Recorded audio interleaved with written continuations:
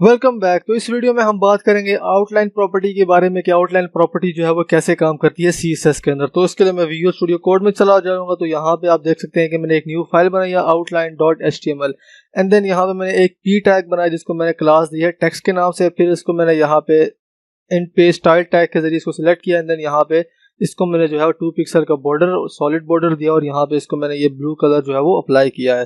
सो अभी हम देखते हैं कि आउटलाइन प्रॉपर्टी जो है वो क्या होती है। सो हम चाहते हैं कि अगर ये जो बॉर्डर है इसके आउटसाइड पे एक और इस तरह का जो है वो मतलब लाइन आ जाए तो चारों साइडों पे, तो उसके लिए जो है वो हम आउटलाइन प्रॉपर्टी का जो है वो यूज कर सकते हैं। जो जैसे हम बॉर्डर की प्रॉपर्टी में सबसे पहले उसकी वेट स्टाइल और कलर देते हैं, इसी तरह जब हम आउटलाइन प्रॉपर्टी यूज करते हैं उसके अंदर भी हम सबसे पहले वेट स्टाइल और कलर जो है वो देते हैं। इसी तरह हम अलग अलग प्रॉपर्टीज अप्लाई करना चाहें तो वो भी हम जो है वो कर सकते हैं। सो इस तरह जैसे आउटलाइन कलर हमने अलग से अप्लाई करना तो हम इस तरह से कर सकते हैं आउटलाइन कलर।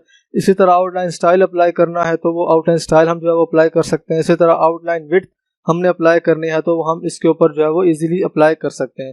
सो अभी मैं यहाँ पे जो है वो यहाँ पे इस टेक्स्ट को जो क्लास मैंने सेलेक्ट किया है इसको मैं जो है वो कोई आउटलाइन जवाब देना चाहता हूँ तो मैं उसके लिए यहाँ पे जो है वो मैं सिलेक्ट करूंगा आउटलाइन का टैग। तो मैं यहाँ पे जो है वो शॉर्ट हैंड प्रॉपर्टी जो मैं यहाँ पे जो मैंने लिखी है मैं वो यूज करूंगा। अगर हम अलग अलग देना चाहें तो उसके लिए हम इस तरह से जो है वो देंगे, लेकिन हम जब भी बनाते हैं तो उसके लिए हम शॉर्ट हैंड प्रॉपर्टी जो है वो यूजुअली यूज करते हैं।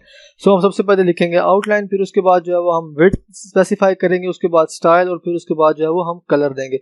सो अभी हम देखेंगे कि इसके डिफरेंट स्टाइल्स कौन कौन से। सबसे पहला जो स्टाइल है वो है सॉलिड। तो उसके लिए यहाँ पे मैं जो है वो इसकी पहले विड्थ दे देता हूँ 2 पिक्सल एंड देन उसके बाद मैं यहाँ पे लिख लेता हूँ सॉलिड एंड देन यहाँ पे मैं इसका जो कलर अप्लाई करता हूँ मैं रेड कलर इसके ऊपर जो है वो अप्लाई करता हूँ। तो आप इसके साथ देख सकते हैं कि ये ब्लू लाइन के साथ एक और लाइन जो है वो आ गई है रेड कलर की, तो ये इसको बोलते हैं कि ये एक आउटलाइन है। सो अभी इसके अलावा अगर हम चाहते हैं कि यहाँ पे अगर डॉटेड लाइन आउटलाइन हो तो वो भी हम यहाँ पे जो है वो कर सकते हैं। तो उसके लिए यहाँ पे हम लिखेंगे डॉटेड। तो यहाँ पे आप देख सकते हैं कि ये डॉटेड आउटलाइन जो है वो आ गई है। अगर हम चाहते हैं कि यहाँ पे डैश्ड हो तो उसके लिए हम डैश की जो स्टाइल है वो हम इसके ऊपर जो है वो अप्लाई कर सकते हैं। तो उसके लिए मैं यहाँ पे लिखूंगा डैश। सो यहाँ पे आप देख सकते हैं कि यहाँ पे आप जो डैश किस्म का इसके ऊपर जो है आउटलाइन जो है वो अप्लाई हो गई है। इसके बाद जो अगला स्टाइल है वो है डबल। हम चाहते हैं कि डबल आउटलाइन हो तो वो भी हम इसके ऊपर जो है वो अप्लाई कर सकते हैं। तो उसके लिए मैं यहाँ पे लिखूंगा डबल। तो यहाँ पे आप देख सकते हैं कि यहाँ पे डबल आउटलाइन जो है वो यहाँ पे अप्लाई हो गई है।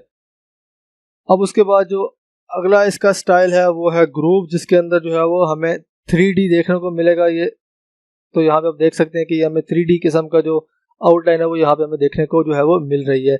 इसके बाद जो अगली प्रॉपर्टी है वो है रिज। तो मैं यहाँ पे लिख लूंगा रिज। तो आप देख सकते हैं कि यहाँ पे रिज हमने अप्लाई किया तो यहाँ पे भी 3D वाला जो रिज आउटलाइन है वो यहाँ पे जो है वो हमें मिल गई है।